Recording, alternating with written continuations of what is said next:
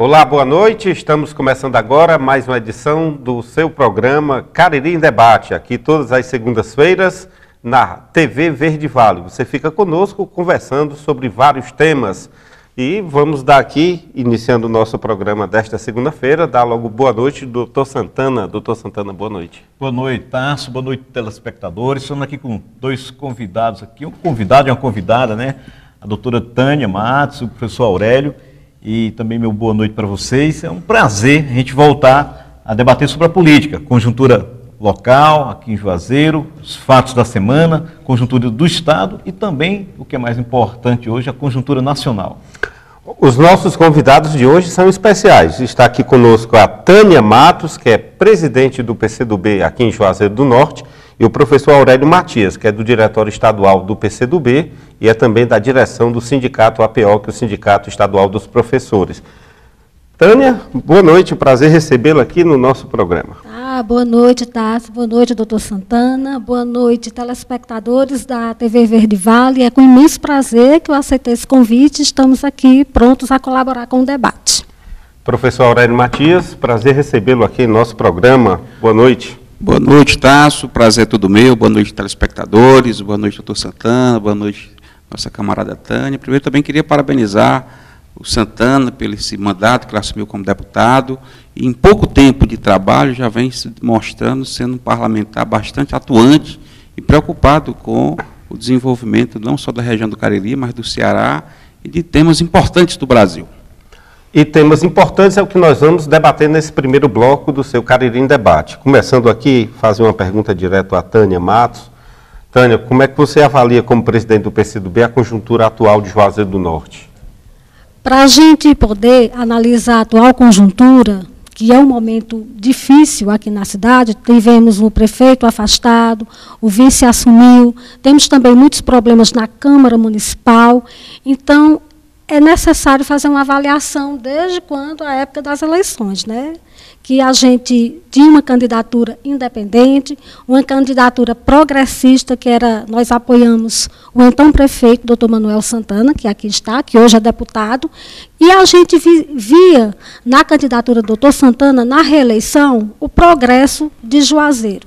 Mas, infelizmente, nós perdemos a eleição, com isso Juazeiro perdeu, está aí o retrocesso gerado pela essa administração infeliz do então prefeito afastado, Raimundo Macedo. De forma geral, uma pergunta aqui para o doutor Santana, para o Aurélio, para a Tânia também.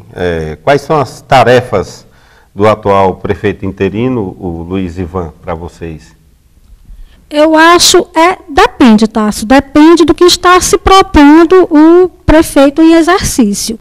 Se ele realmente quer mudar a conjuntura atual, se ele realmente quer fazer com que Juazeiro volte a crescer, eu acredito que a principal responsabilidade dele, a principal tarefa seria ele romper com o modo de administrar do prefeito afastado. Esse seria o primeiro passo. E daí traçar um projeto político para o próximo 1 ano e meio, né? Se é que ele vai ficar lá durante todo esse... se é que ele vai permanecer no cargo durante todo esse período. Então, eu acho que ele pode contribuir muito para que a cidade volte a crescer, para que os problemas administrativos possam ser resolvidos, mas eu creio que, mesmo com toda boa vontade, ele vai ter uma tarefa bastante complicada pela frente. Bom, vamos falar aqui... Eu acho assim que essa semana o prefeito ele teve um fato positivo. Semana passada para cá, a gente conseguiu intermediar aqui um diálogo da prefeitura com o movimento dos trabalhadores da saúde, que estava em greve aí há 5 meses, né? E a gente conseguiu fazer esse meio de campo para abrir esse diálogo. E eu já tinha antecipado que tinha sentido uma boa vontade, tanto do prefeito Luiz Ivan, como do movimento grevista. E realmente sentaram e houve um acordo. O prefeito terminou atendendo aí as reivindicações, a mais importante. Na verdade, a categoria também procurou enxugar as reivindicações para que facilitasse o acordo. Então, a greve foi resolvida. Eu saio muito satisfeito desse recesso aqui, ter contribuído para esse diálogo. Essa greve me preocupava muito, estava maltratando muito as pessoas mais pobres, que precisam do médico lá do PSF, da medicação. Estava um sofrimento muito grande, né? Então, foi um ponto positivo. O Luiz Ivan mostrou uma capacidade de diálogo importante. No entanto, eu fiquei muito preocupado, porque conversei com alguns vereadores da cidade, e os vereadores estão receosos que o Luiz Ivan cometa os mesmos erros que o Raimundão cometeu, principalmente do ponto de vista administrativo e até da questão com o judiciário, porque as denúncias que foram feitas contra o Raimundão, elas são muito graves e diziam respeito à utilização de empresas para utilizar dinheiro público, desviar dinheiro público para outras finalidades. E, ao que os vereadores me colocaram, as empresas sob suspeita, elas continuam recebendo da prefeitura. Então, isso é muito ruim para o Luiz Ivan, porque corre o risco dele ser penalizado da mesma forma que o Raimundão. Eu acho que ele tem que dar um choque de gestão, tem que romper com esse modelo e fazer mudanças profundas, inclusive suspender pagamento desses fornecedores sob suspeita, porque ele está incorrendo num erro extremamente grave. A gente tem que ver que a situação do prefeito em exercício, Luiz Ivan, realmente é difícil, porque a cidade está realmente vivendo um caos administrativo. Isso foi greve na educação, greve na saúde. Os servidores do município estão descontentes, né, com a gestão, e tudo isso reflete na população, tá? Porque a população é quem mais sofre com isso. Eu, recentemente, recebi um amigo meu, que é um deputado de fora, e eu dei uma volta com ele pela cidade, ele ficou estarrecido com o caos, com a falta de infraestrutura, com tudo que Juazeiro vem passando. Uma cidade do porte de Juazeiro, uma cidade reconhecida hoje internacionalmente, mas que, infelizmente, atravessa um momento político e administrativo muito grave. Professor Aurélio Matias, o senhor ainda não falou, mas eu queria que você respondesse uma pergunta. Como dirigente do PCdoB, o que é que o PCdoB está pensando para 2016? Está sendo feita alguma discussão? Tá, sim, claro que está. Primeiro, nós achamos que essa crise que Juazeiro passa, eu interpreto como um final de um ciclo. Esse ciclo político aqui, que foi iniciado depois do ciclo dos coronéis, dos Bezerra, que se iniciou em 82, que teve ali uma chance popular com o Santana, e depois teve o retrocesso com o Raimundão, esse ciclo chegou ao fim. A população, a gente anda, conversa com vários setores, com a universidade, com o estudante, com o professor, com os comerciários, com as pessoas que fazem o Juazeiro crescer. Inclusive, tem uma entrevista agora na Exame, coloca que Juazeiro é uma cidade que está crescendo muito acima do nível nacional. Aqui o crescimento ele é claro, mas, em contrapartida, nós temos o poder público aqui um desastre. Nós temos essa gestão desastrosa, o prefeito afastado, a Câmara de Vereadores, já 3 vereadores foram afastados, um, inclusive, está foragido, e o prefeito que assumiu, eu vejo, Santana, que ele não dá sinais de rompimento. Eu vejo que ele não sinalizou, pelo contrário, ele disse que vai permanecer a mesma coisa, vai esperar pela... E isso é ruim para ele, porque o correto seria ele romper com o modelo administrativo, ele começar um choque de gestão, mudar todo o secretariado que tem, inapto, a própria a educação, o Juazeiro baixou quase 5 pontos na índice de avaliação do SPAES, nós estamos o último colocado do estado do Ceará, o último, quer dizer, então, às vezes, não foi nessa gestão, porque na gestão anterior havia essa preocupação, e nós se preocupamos, estamos convocando a sociedade para participar, para discutir os problemas da cidade, já participamos de um fórum chamado Fórum Juazeiro Novos Rumos, para aglutinar as inteligências, aglutinar de forma ampla, não só um partido, mas vários partidos, várias personalidades, inclusive, que participaram do primeiro fórum. Já fizemos várias reuniões, estamos se reunindo. Vamos fazer agora, no mês de agosto, um debate importante para discutir a cidade, o planejamento da cidade. E depois dessas discussões, desses debates, com vários setores, nós queremos ter um programa. Porque não adianta a gente esperar Salvador da pátria.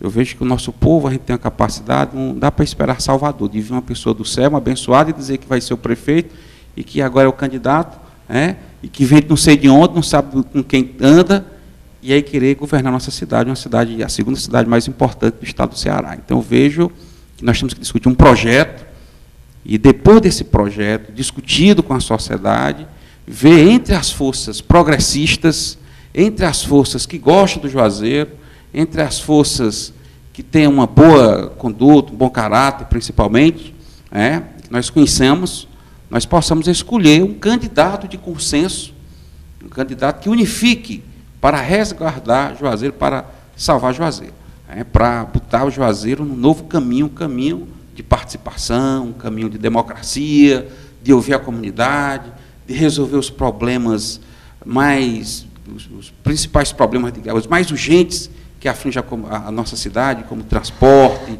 a locomoção urbana, como o melhoramento da via. A nossa cidade é tudo esburacado, certo? Em todo o bairro, então tem que ter um projeto de recuperar, de desenvolver, de trazer mais investimento para cá, de deixar uma cidade mais humana e que as pessoas tenham orgulho de morar nela. Nesse processo de organização dessa frente, como você falou, professor Aurélio Santana também pode comentar, vocês pretendem, por exemplo, ouvir o governador Camilo Santana? Claro que é importante. O Camilo, nós somos aliados do Camilo, nós temos uma boa relação com ele, fazemos parte do PCdoB, faz parte com 2 secretarias, 2 secretários são do PCdoB, o Inácio Arruda e o Hélio Leitão, outros membros também fazem parte. É um governo que, por sinal, está mesmo com a crise que o país vem passando, e que o Estado também vem passando, mas o Camilo, onde anda aqui, está sendo bem recebido, está dando resposta, deu resposta para a segurança, resolveu o problema da segurança, chamou lá a Isolda e criou lá um comitê do Ceará da Paz, e já as principais reivindicações da segurança foram resolvidas.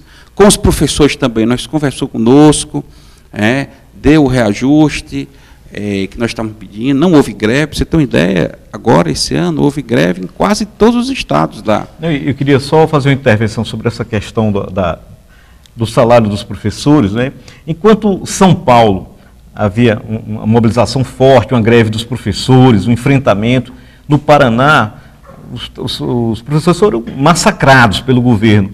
E outros estados, um movimento assim, muito tenso, Lá em Fortaleza, eu participei dessa votação, votando a favor dos professores, uma votação tranquila, não tinha uma única pessoa na galeria. Na verdade, os representantes do Sindicato dos Professores estavam dentro do plenário acompanhando a votação. Foi um momento realmente de reconhecimento e valorização dos professores. Então, o Camilo teve esse mérito. E uma coisa, se não me falha a memória, acho que o único estado que o reajuste, o aumento de salário, foi retroativo a janeiro, foi o Ceará. E outra coisa, os outros estados, o PSDB, por exemplo, em São Paulo e no Paraná, a greve lá não era para ganhar mais. As greves eram para manter o que tinha. Para manter tratado o que tinha. A base da turma polícia, lá queria tirar o que a turma já tinha conquistado. Exatamente o que o Raimundão quis fazer aqui, logo quando entrou na prefeitura, queria retirar a insalubridade dos professores, diversas conquistas. Retirar aqueles 40%, aquele malfadado projeto dele, que foi repercussão internacional, do prefeito, logo quando ele assume. Aqui o Raimundão quis tirar 40% do salário dos professores aqui do Juazeiro, que se deu muito mal. Eu queria fazer também um parênteses aí sobre uma questão que você colocou, uma palavra que está na moda hoje, na grande mídia, a imprensa burguesa, o pessoal aí que faz o quanto pior, melhor, e a história da crise.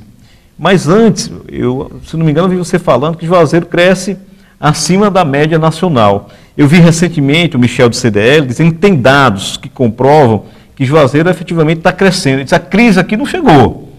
E eu estava passando agora semana aí, e estive lá no shopping, entrei lá lotado, as pessoas comprando as coisas. Depois passei, fui lá no Hiper, estava sem estacionamento, muita gente comprando. E vou para o Crato para uma reunião, e de repente passo e fico olhando ali um outro grande desses supermercados aí, lotado o estacionamento. Eu digo, rapaz, a crise não chegou aqui não. Não chegou aqui. Vi ofertas de emprego, oportunidades. Lógico, sempre tem um ou outro problema a ser resolvido.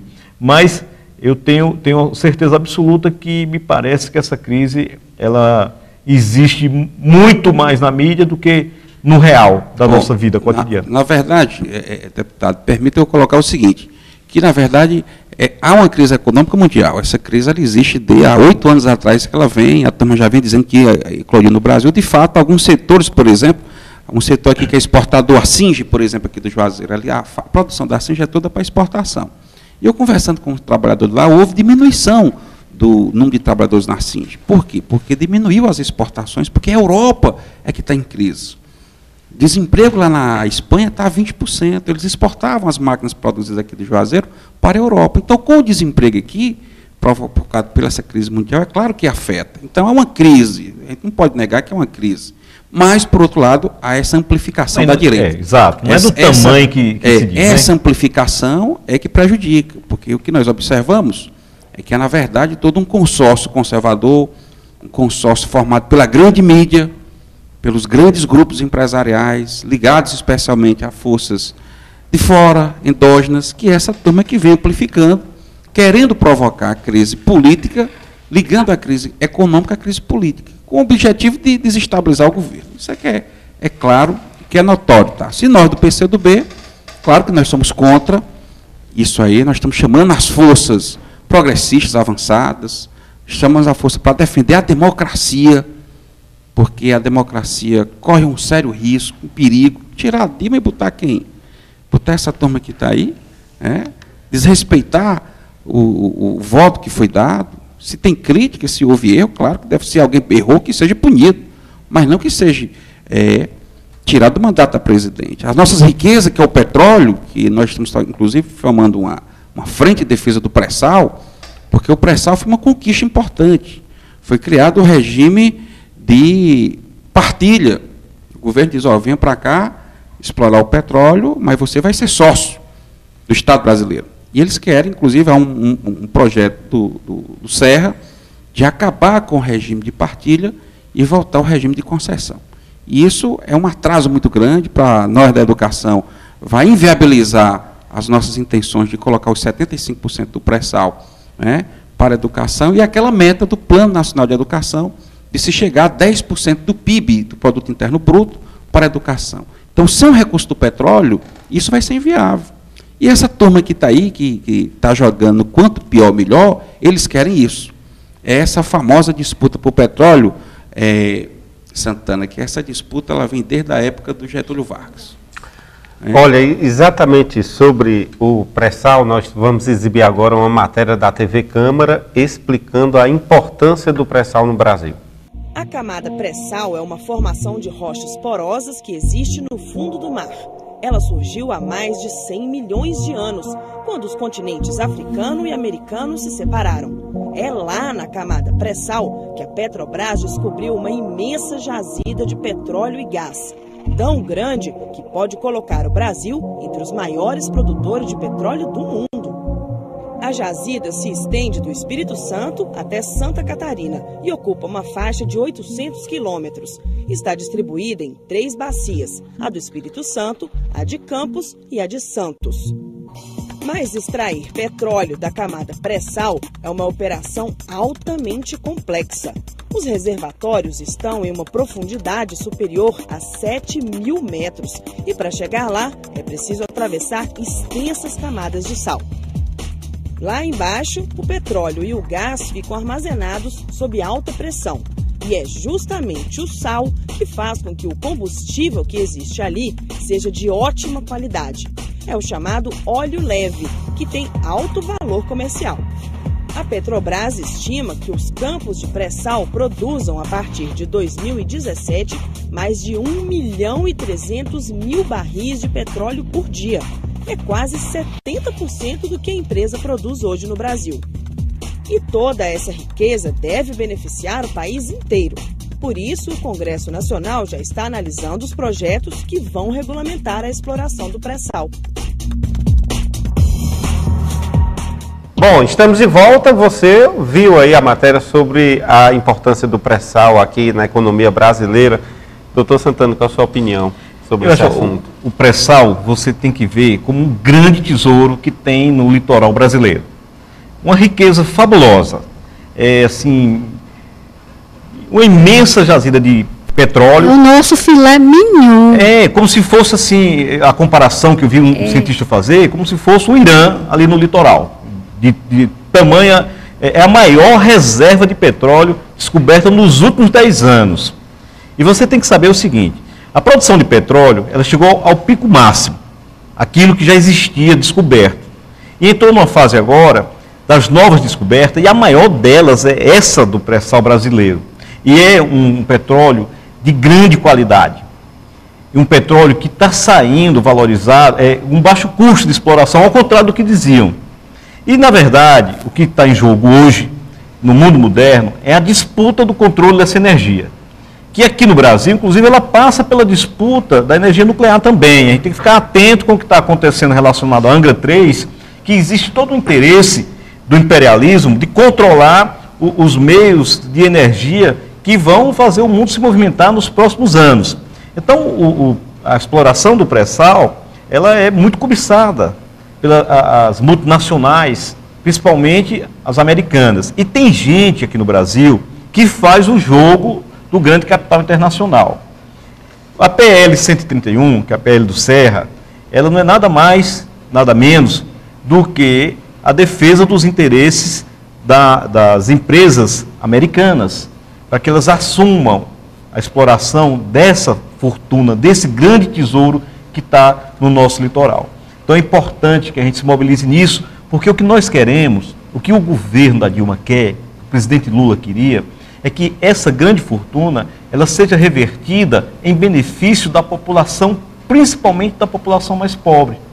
Então, é o caso de 75% lá dos recursos serem destinados à educação, 25% para a saúde. Com isso, seria possível garantir uma saúde de excelente qualidade. O que falta, e se reclama muito, de financiamento da saúde, então você teria como ter um financiamento capaz de transformar e garantir um serviço de grande qualidade. E na educação, o que é importante, você mudar com a grande educação, uma educação de excelente qualidade, o futuro do país. Doutor Santana, mas tem um detalhe que a gente tem que discutir. A PL 131 do Serra, ela ganha força porque o bloco de oposição, aí tem o PMDB, que ninguém sabe mais como é que fica o PMDB, outros partidos e outros interesses, e essa PL ganha força.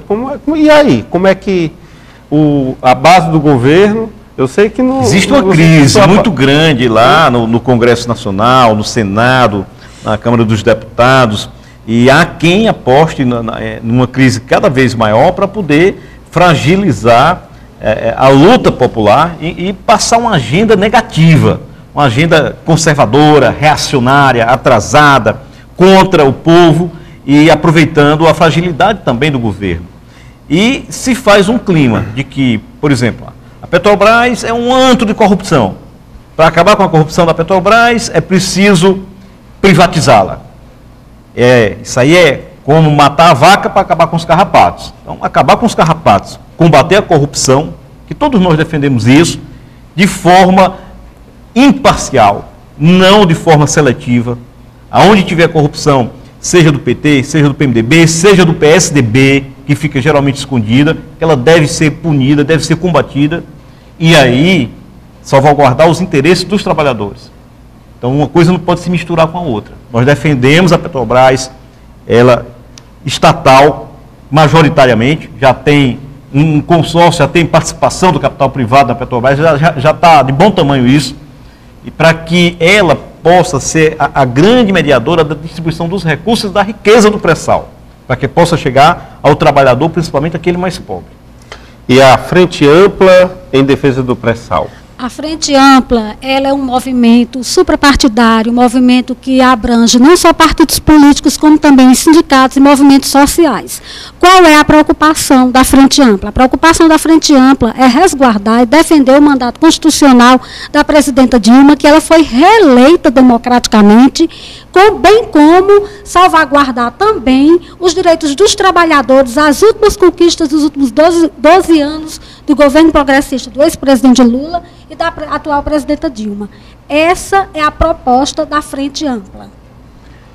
Bom, gente, nós estamos chegando ao final do nosso primeiro bloco aqui do Cariri em Debate. A gente volta já já e antes agradecendo aqui a presença, né, da Tânia Matos, presidente do PCdoB, professor Aurélio Matias, do Diretório Estadual do PCdoB. Obrigado. Gostaria de agradecer o convite, gostaria também aqui de informar que dia 20, essa Frente Ampla vai estar chamando todos os trabalhadores, estudantes, todos aqueles que se preocupam em construir um projeto político desenvolvimentista para o Brasil, que isso é imprescindível para que o Brasil possa continuar crescendo no cenário internacional, como vem acontecendo.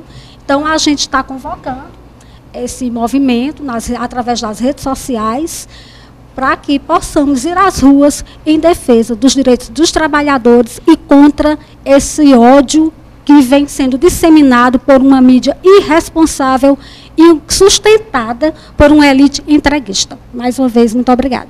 Professor Aurélio, obrigado pela sua presença aqui no Cariri em Debate. Obrigado Santana, obrigado Tasso. Dizer que, completando aqui a nossa camarada, dia 11 também, Tânia, em Fortaleza, vai estar ocorrendo um ato, uma passeata. Aqui houve uma reunião quinta-feira lá no Sindicato dos Bancários, né, o nosso Sindicato dos Professores está chamando também. E também no Juazeiro e no Crato também vai estar ocorrendo os movimentos em defesa dos recursos do pré-sal. E dizer também que nós do PCdoB aqui do Juazeiro, nós estamos chamando depois, agora no mês de agosto, vamos estar marcando um seminário, Santana, vamos estar chamando algumas pessoas da universidade para estar discutindo e construindo um projeto alternativo para o Juazeiro. Bom, gente, o final do nosso primeiro bloco, a gente volta conversando com o doutor Santana sobre como foi a semana dele de ações parlamentares. A gente volta daqui a pouquinho.